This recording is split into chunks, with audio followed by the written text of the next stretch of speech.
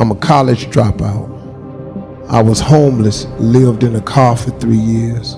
I've lost every single thing I had, family included. I've been written off so many times. But today, the person that you sitting in front of you is a process. I want to talk to you for a moment about the process. Everything that's happening to you is God is processing.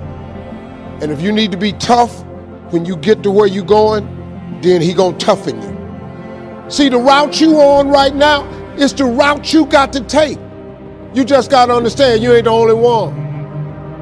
Because if you just keep on walking with God, God has a way of making everything all right. But He warns us that the steps of a good man are ordered by the Lord. Now, the term steps implies process. Means it's gonna take a while. Because a blessing given too soon is not a blessing at all. I can give my son the car keys now, but had I given it to him when he was 5, it would not have been a blessing at all. He can't handle it. So would I be a good father if I gave him a good thing too soon? Sometimes my goodness is proven by my ability to say not yet. Nobody wants steps.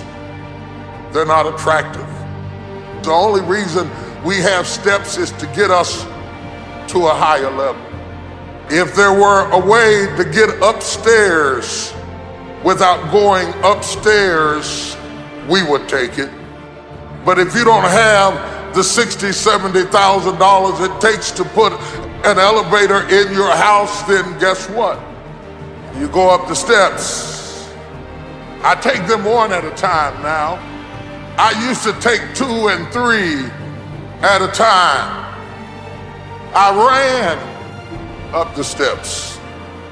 I ignored the steps. They were no problem when I was younger. No, went up the steps fast. I ran up them until I tripped on them. Excuse me, step aside, move to the right. I gotta go. I run up the steps until I fell on the steps. And I learned respect for the process. Go through the process. I prayed to abort the process. I prayed to speed it up. I prayed that I wouldn't have to endure some things that He wanted me to endure. I was working on the destination, but He was working on me. If I wanted to really destroy you right now, real fast, real quick, I would give you my life right now and all that goes with it and all the 300 and so employees of my little company. I would give it all to you right now in a flash and say, there, it's yours, take it. You know why that would be criminal? I didn't give you the struggle and the strife and the experience and the pain that created it. You wouldn't be able to handle it. You wouldn't be able to stand it. It would be murderous to win too soon.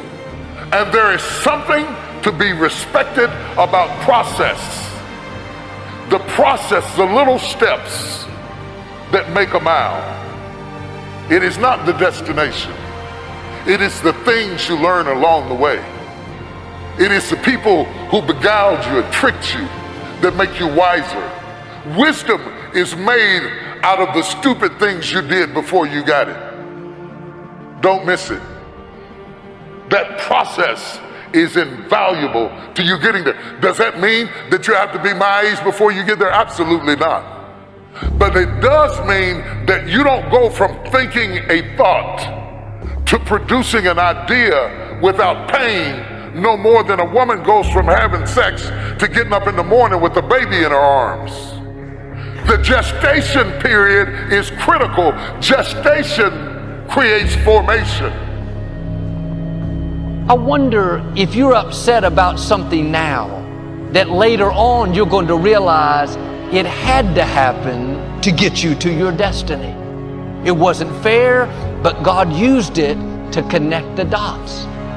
You can't see what God is up to, but later on you're going to understand. A disappointment today, a betrayal, you may not see how that works out for your good until years down the road. What's interesting is every time we got close to the end, all of a sudden that piece that I was so sure was a mistake would fit perfectly into place. You may have some pieces in your life that don't make sense.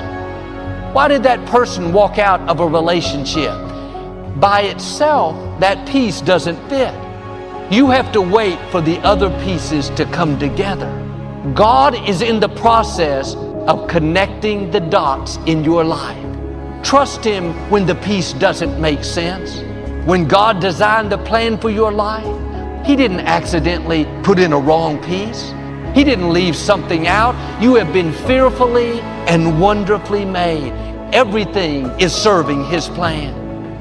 He never said, you're going to understand everything. It's all going to make sense. He said, my ways are not your ways.